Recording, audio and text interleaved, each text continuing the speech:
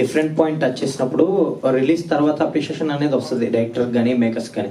Like ఈ cinema గురించి మీరు అన్నట్టు కొంతమంది చూశారు, ఇండస్ట్రీలో కూడా మాట్లాడుకుంటున్నారు, ఏదో డిఫరెంట్ పాయింట్ టచ్ చేశాడు, చాలా బాగుంది, క్లైమాక్స్ చాలా బాగుందని. సో అప్రిషియేషన్ వస్తుంది, రిలీజ్కి ముందే మీకు వచ్చేసింది. సో ఎలా ఫీల్ అవుతున్నారా ఆ పాయింట్ గురించి? ఇదంతా ఇప్పుడు రిలీజ్కి ముందే ఇంతమంది మాట్లాడడం, ఇండస్ట్రీలో కూడా మాట్లాడుకోవడం. అంతే అంతే నిజంగా.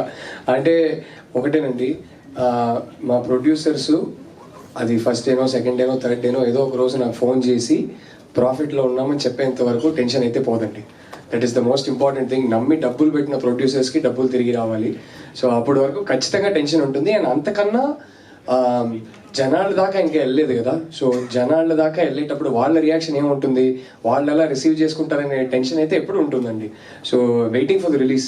బట్ ఒక తృప్తి కూడా ఉంది. అరవింద్ గారు చెప్పినట్టు audience centric approach to film making అని ఉన్నప్పుడు మన చేతుల్లో అసలు ఏమీ ఉండదు. ఆ ఫ్రైడే రోజే మనకు తెలుస్తుంది, ఎందుకంటే వాళ్ళకి నచ్చాలని పాయింట్తో మాత్రమే సినిమా తీసాం. బట్ ఇక్కడ story centric approach to film making కూడా ఉంది.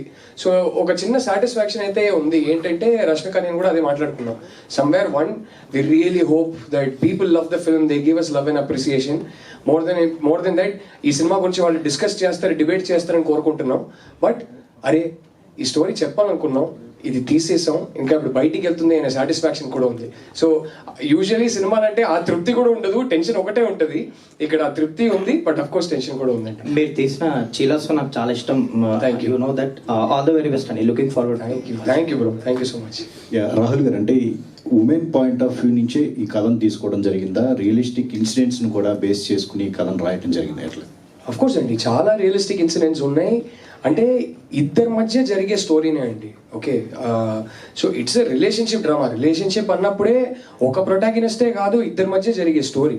బట్ చెప్పిన పాయింట్ ఆఫ్ వ్యూ ఈ అమ్మాయి క్యారెక్టర్ పాయింట్ ఆఫ్ వ్యూ, అంతే తేడా. సో అసలు ఒక అమ్మాయి చుట్టే స్టోరీ జరుగుతుంది అన్నట్టయితే కాదు. ఈ అమ్మాయి క్యారెక్టర్ ఎంత ఇంపార్టెంటో అంతే ఇంపార్టెంట్ దీక్షిత్ క్యారెక్టర్ సినిమాలో. నో చెప్పాలి అని చెప్పి ఒక పాయింట్ చాలా మంది మాట్లాడుతుంటారు, అమ్మాయిలు నో చెప్పలేరు అని చెప్పేసి చాలా విషయాల్లో. సో అట్లాంటి చాలా పాయింట్స్ని ఈ కథలో మీరు ఏమన్నా డీల్ చేయడం జరిగింది అట్లా? చెప్పకుండా